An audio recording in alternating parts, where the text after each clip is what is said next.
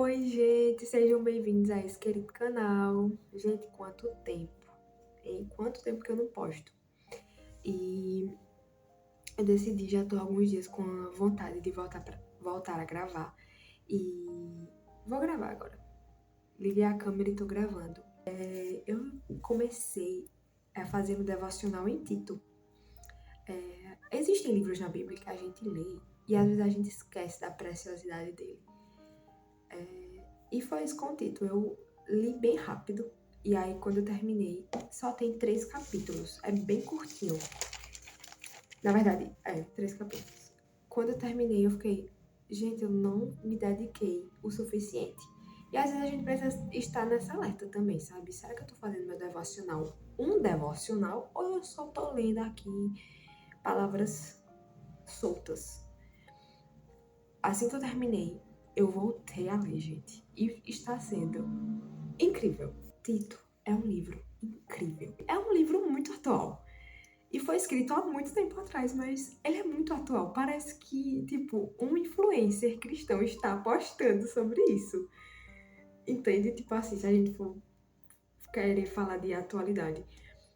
É muito atual. Cada página que eu leio, eu fico exatamente assim. Muito maravilhada. Mas enfim, eu vou postar aqui um pouquinho sobre o que eu tô aprendendo, o que eu tô anotando. Vamos iniciar pelo capítulo 1, obviamente. E aí eu vou postar sobre esses 3 capítulos. Bom, o capítulo 1 de Tito, ele se inicia com aquela apresentação de sempre de Paulo, nosso querido Paulo. Paulo, ele se apresenta como escravo de Deus e apóstolo de Jesus Cristo. E essa é a marca registrada de Paulo, né? Ele se apresenta sempre com a sua identidade. E a sua identidade é baseada em quem Cristo fez Paulo ser. Cristo fez que Paulo fosse escravo de Deus, apóstolo de Cristo.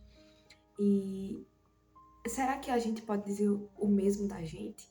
Será que nós podemos nos apresentarmos às outras pessoas dizendo: eu sou Laura, escrava de Cristo? E aí a pessoa vai dizer: quê? Só se for. Ou será que a pessoa vai dizer: exatamente, você é?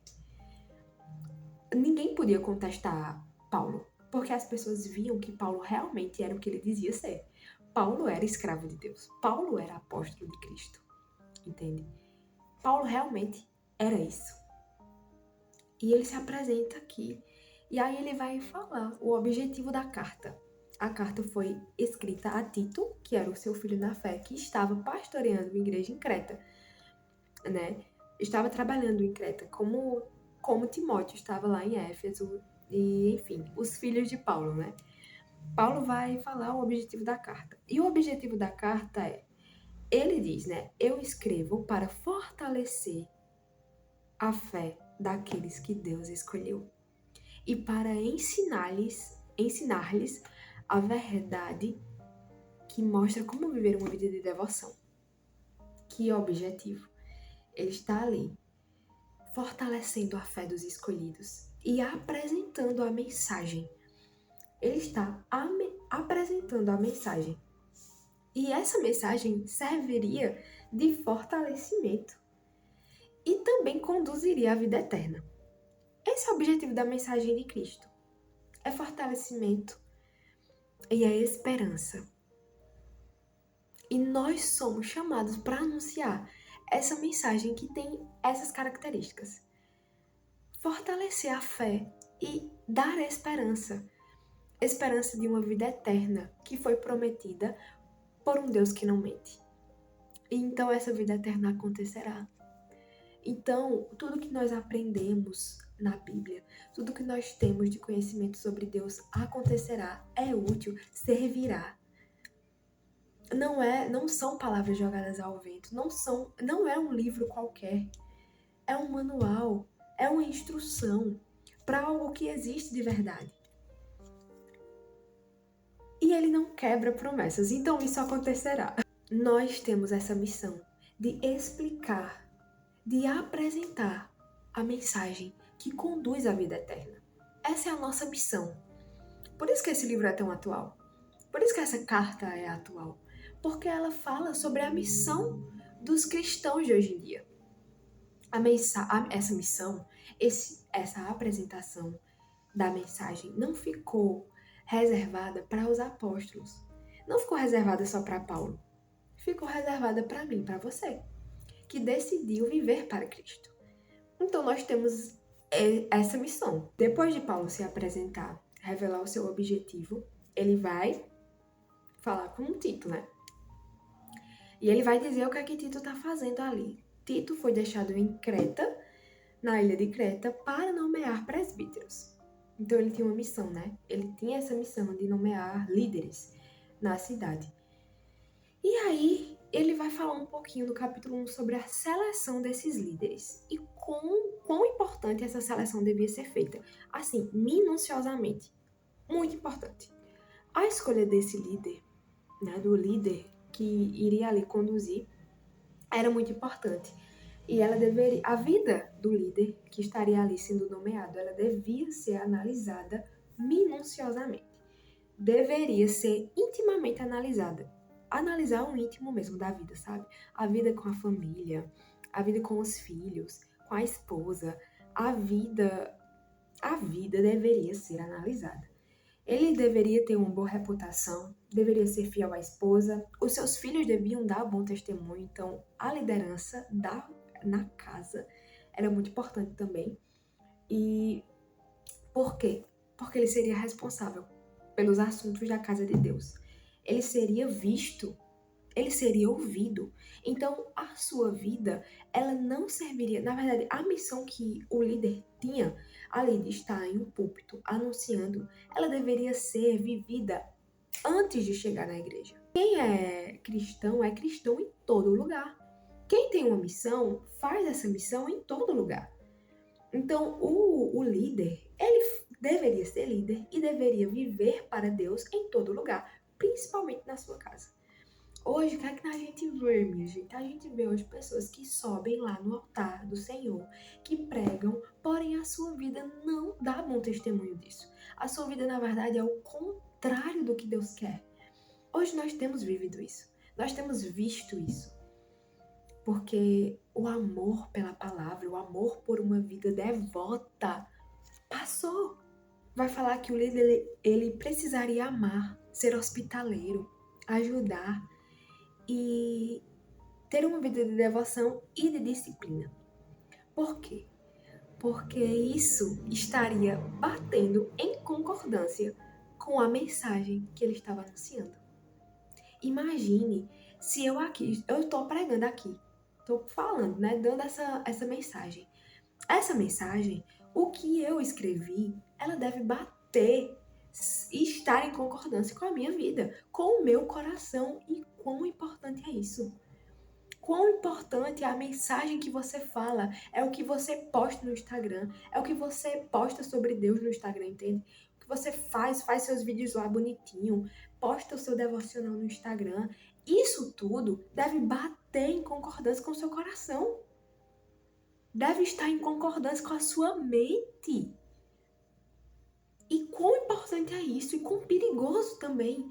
Porque muitas vezes o que eu falo sobre Deus não é o que eu acredito. Por que eu falo que Deus ama o outro e eu não acredito nesse amor? Eu só tô falando ali porque eu tenho uma missão de anunciar que Deus ama. Mas eu não acredito nesse amor, nesse cuidado. Isso foi um exemplo. Óbvio que existem N exemplos aqui sobre coisas que nós falamos sobre Deus e muitas vezes nós estamos enfrentando crises que nós não acreditamos naquilo que nós mesmos falamos. Então aqui Paulo dá um alerta. Olha, quem está ali pregando deve viver o que prega. E essa palavra que está sendo pregada deve estar em concordância com a vida do líder. Em concordância com aquele que anuncia. Porém, agora entramos no ponto. Essa ordem, essa alerta serve só para os líderes? Não, serve para nós que estamos lendo essa carta. Principalmente para nós. Na verdade, principalmente para os líderes que têm ali a incumbência de liderar e, enfim, é um cargo maior. Mas nós somos instruídos também através dessa carta. Porque nós temos também essa missão. Nós falamos também. Eu aqui dei exemplo de devocional postado no Instagram. Existe isso. E é um bom meio de anunciar a mensagem, claro. Quem sou eu para julgar? Você pode sim fazer um canal no YouTube para falar de Deus. Então nós temos essa missão. Nós somos também anunciadores da mensagem. E essa mensagem, ela serve de encorajamento para os outros, sabe? Ela serve, querendo ou não, ou a pessoa ouvindo ou não, produzirá alguma coisa. Alguma coisa será produzida, porque a semente é lançada. Não sabe em qual solo vai cair, mas ela é lançada. Paulo finaliza o versículo 9 dizendo que essa mensagem serviria de encorajamento e para calar os que fazem oposição. Até mesmo isso é importante. Até aqueles que estão ali na ladainha, falando, desonrando o nome do Senhor, seria ensinado através da pregação de um líder que ama o Senhor e que vive o que prega. E que acredita no que prega, principalmente que acredita no que prega. Porque viver ali no automático, eu sei que Deus me ama, eu sei que o sacrifício de Deus me libertou. Mas, às vezes, a gente vive no automático com isso. E, por exemplo, Deus me libertou. Eu não preciso estar preso nos meus próprios pensamentos. Mas aí eu acredito nisso e beleza, eu passo. Aí quando acontece alguma coisa, eu me sinto presa de novo e eu acredito que eu estou nesse lugar. Entende? Um exemplo. Às vezes a gente vive no automático. Então, viver o que prega é muito importante.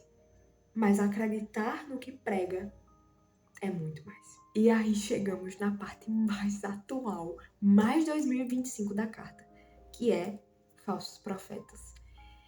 O Paulo vai dizer, naquele tempo já existia, então por que hoje não existiria, né? Paulo vai dizer que existiam muitos rebeldes que estavam distorcendo e promovendo conversas inúteis e enganando as pessoas.